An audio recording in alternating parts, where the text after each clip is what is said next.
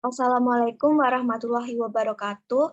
Perkenalkan, nama saya Rina Agustin dengan NIM 202410101015 dari kelas Jarkom T. Di sini saya ingin memaparkan mengenai tugas praktikum dari mata kuliah jaringan komputer. Nantinya saya akan mencoba untuk menghitung jumlah dari collision domain dan broadcast domain, juga menentukan topologi jaringan komputer, dan yang terakhir menyebutkan faktor-faktor yang perlu diperhatikan dalam pemilihan topologi jaringan komputer. Untuk yang pertama, sebelum menghitung collision domain, saya akan menjelaskan terlebih dahulu apa itu collision domain dan apa itu broadcast domain. Untuk collision domain sendiri itu bisa didefinisikan sebagai ketika terjadi suatu tabrakan data pada suatu segmen, di mana hal ini biasanya disebabkan karena adanya pengiriman paket data dalam waktu dan medium yang sama. Untuk broadcast domain sendiri bisa didefinisikan sebagai mana ketika semua perangkat atau device itu bisa mengenali jaringan atau network dari perangkat tertentu selama masih dalam satu segmen. Untuk selanjutnya, kita akan coba untuk melingkari dan menyebabkan collision domain dan broadcast domain pada jaringan pada gambar ini. Sebelum itu, kita harus terlebih dahulu mengetahui atau mengingat beberapa hal penting. Yang pertama, untuk collision domain itu, kita harus mengingat bahwa semua port pada satu hub itu dihitung sebagai satu collision domain. Kemudian yang kedua, setiap port pada setiap switch itu dihitung sebagai satu collision domain. Dan yang terakhir, setiap port pada router itu dihitung sebagai satu collision domain. Jadi kita coba untuk menganalisis.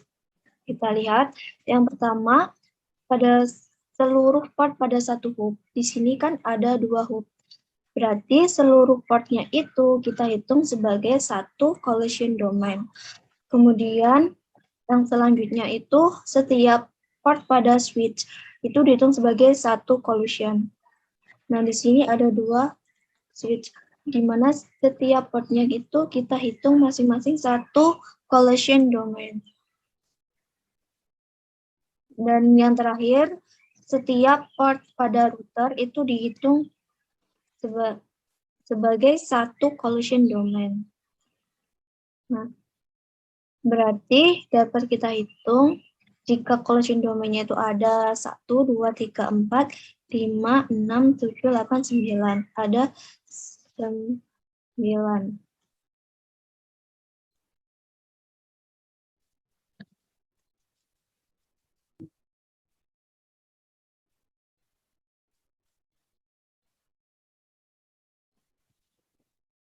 Selanjutnya menghitung broadcast domain, di mana ada beberapa hal yang perlu kita ingat, yaitu yang pertama, setiap port pada router itu dihitung sebagai satu broadcast domain.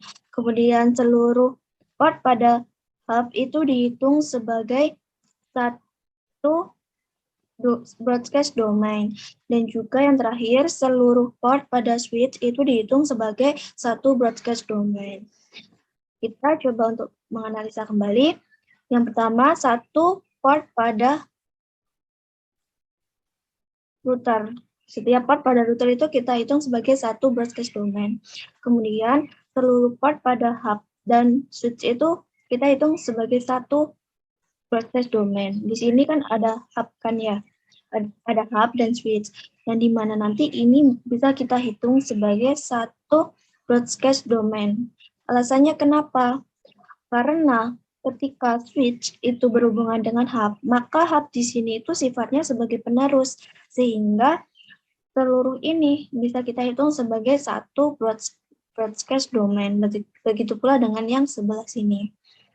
Jadi bisa kita hitung ada 3 broadcast domain.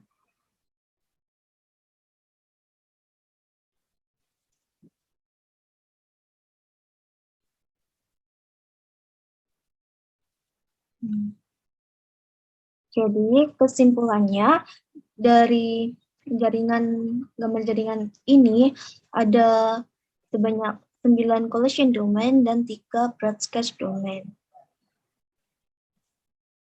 Selanjutnya saya akan mencoba untuk menentukan topologi yang ada pada gambar ini.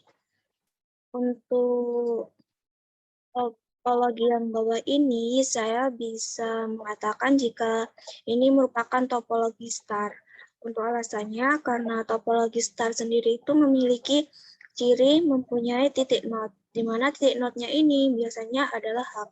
Nah, di sini kan bisa dilihat jika ada hub yang kemudian menyalurkan jaringannya itu secara bercabang ke PC-PC lainnya. Untuk yang atas ini, saya bisa mengatakan jika ini merupakan topologi bus. Alasannya karena di sini tuh terdapat suatu kabel utama atau kabel tunggal yang berfungsi untuk menyalurkan jaringan dari server dan komputer lainnya. Kemudian untuk semua topologi pada gambar ini bisa saya katakan merupakan topologi tree. Untuk alasannya karena topologi tree sendiri itu memiliki atau bisa didefinisikan sebagai gabungan dari topologi star dengan topologi bus. Dan pada gambar ini dilihat bila topologi star ini dihubungkan oleh topologi bus. Selanjutnya, saya akan menjelaskan mengenai kelebihan dan kekurangan dari topologi-topologi yang ada pada gambar barusan. Yang pertama, topologi star, di mana kelebihannya itu yang pertama, tingkat keamanan yang cukup baik, yang kedua, bersifat fleksibel dalam instalasi, yang ketiga, proses pertukaran data yang tidak terlalu rumit. Yang keempat, mudah dalam hal troubleshooting jaringan karena satu klien itu menggunakan satu jalur akses. Yang kelima, mudah untuk menambahkan atau mengurangi komputer klien. Yang keenam, apabila satu komputer mengalami kerusakan dalam jaringan tersebut, maka tidak akan membuat seluruh jaringan itu mati. Yang terakhir, kita dapat menggunakan beberapa tipe kabel di dalam jaringan yang sama dengan hub yang dapat mengakomodasikan tipe kabel yang berbeda. Selanjutnya adalah kekurangannya. Yang pertama, jika switch atau hub titik pusat rusak, maka seluruh jaringan akan down. Yang kedua, jika terlalu banyak pengguna, maka lalu lintas akan semakin padat dan juga bisa menyebabkan jaringan menjadi lebih lambat. Yang ketiga, dalam proses instalasi, cenderung lebih boros kabel. Yang keempat, karena boros kabel tadi, maka secara otomatis akan memakan biaya yang cukup banyak. Dan yang terakhir, jika port dalam hub atau switch salah satu rusak, maka tidak dapat dipergunakan. Bahkan dalam jangka panjang akan merusak port-port yang lain. Selanjutnya, topologi bus. Yang pertama kelebihannya, yaitu satu, layout kabel itu sederhana sehingga instalasinya itu relatif lebih mudah. Yang kedua, kerusakan satu komputer klien tidak akan mempengaruhi komunikasi antar klien lainnya. Yang ketiga, lebih hemat kabel sehingga biaya instalasinya itu relatif lebih murah. Yang terakhir, penambahan atau pengurangan terminal dapat dilakukan tanpa mengganggu operasi yang berjalan. Yang selanjutnya adalah kekurangannya. Yang pertama, jika kabel utama atau backbone-nya itu putus, maka komunikasinya bisa terganggu atau gagal. Yang kedua, kemungkinan akan terjadi tabrakan data apabila banyak klien yang mengirim pesan dan juga akan menyebabkan penurunan kecepatan komunikasi. Yang ketiga, keamanan data kurang terjamin. Dan yang terakhir, diperlukan repeater untuk jarak jauh. Selanjutnya adalah topologi tree. Untuk kelebihannya, yang pertama, topologi tree itu sangat cocok apabila digunakan untuk jaringan berskala besar. Yang kedua, topologi Topologi tree memungkinkan untuk digunakan pada jaringan point-to-point. Yang ketiga, apabila terjadi trouble atau masalah, topologi jaringan tree itu lebih mudah untuk diidentifikasi. Yang terakhir, manajemen data yang dimiliki sangat baik disebabkan oleh komunikasi yang terjadi pada topologi ini dilakukan secara point-to-point. Selanjutnya adalah kekurangannya. Yang pertama, apabila terjadi kerusakan pada hub, maka semua jaringan bisa terganggu. Yang kedua, topologi ini terbilang sulit dalam perawatannya. Hal ini disebabkan oleh banyaknya perancangan pada node. Yang ketiga, aliran data sedikit lebih lambat karena komunikasi antara komputer satu dengan komputer yang lain tidak berjalan secara langsung dan dapat kemungkinan terjadinya tabrakan data atau collision. Dan yang terakhir, biayanya yang mahal karena membutuhkan banyak kabel dan hub. Terakhir adalah faktor-faktor yang perlu diperhatikan dalam pemilihan topologi. Yaitu yang pertama, kita harus memperhatikan biaya, di mana estimasi biaya yang akan dibutuhkan untuk merancang topologi tersebut harus disesuaikan dengan kebutuhan sistem. Yang kedua adalah kecepatan. Dalam pemilihan topologi harus disesuaikan dengan kecepatan akses yang dibutuhkan atau yang kita inginkan. Yang ketiga, lingkungan, di mana hal ini menjadi faktor penting dalam mendesain sebuah topologi jaringan, di mana hal ini seperti listrik, perangkat sistem, dan sebagainya.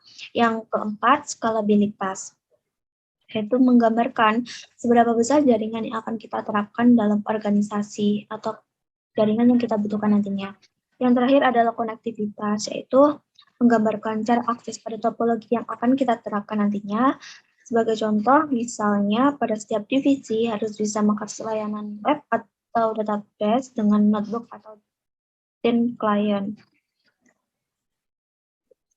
Baik, itulah tadi pemaparan singkat dari saya. Sekian, terima kasih.